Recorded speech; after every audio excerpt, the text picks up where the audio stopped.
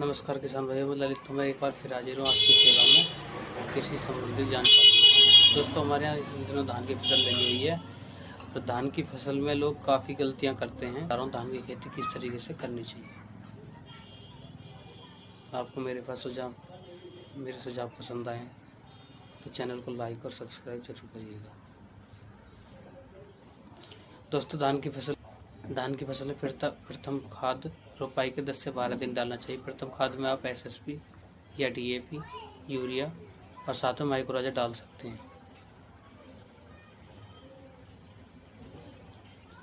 माइक्रोराजा क्या है? पौधे में जड़ों का विकास अच्छा करा है, जिससे पौधा जमीन से पोषक तत्व ले सके।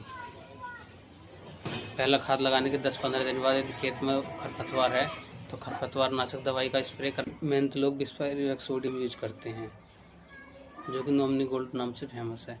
अब तो मार्केट में सभी कंपनियों की बिस्पायरवेक्स सोडियम उपलब्ध है।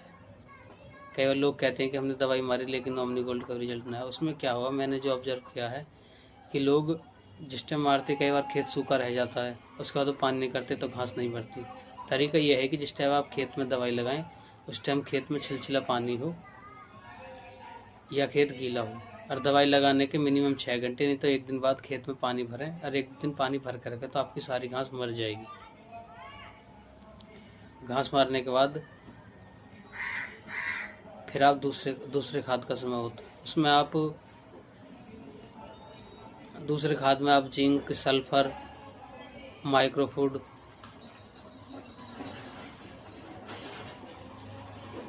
यूरिया के साथ मिलाकर ये सब चीज़ डाल सकते हैं। ये जिन लोगों ने पहले खाद पे कोई प्याज की दवाई, माइक्रोराजा वगैरह नहीं लगाया तो वो इस खाद पे भी लगा सकते हैं। और यदि खेत में कोई कीड़े की दिक्कत दिखाई दे रही तो आप इसी खाद में कीड़े की दवाई अवश्य लगाएं। कीटनाशक में भी कई दवाई, फटेरा है, कार्टैप है, रीजेंट है, कार्बोफ्यूरॉन है। अपने खेत में कीड़े की स्थिति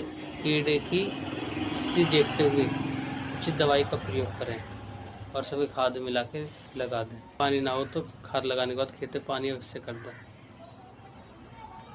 जैसे बरसात तक पानी अधिकतर खेतों में भर रहता है, लेकिन जिनमें नहीं है वो पानी अवश्य करें। इसके बाद जब धान 50 से 55 स्प्रे का समय हो जाता है तो आप उसमें स्प्रे करें। इस लास्ट ईयर लोगों के खेतों में बहुत दिक्कत आई थी कि सूखी बाल निकली थी। इस समस्या के समाधान के लिए आप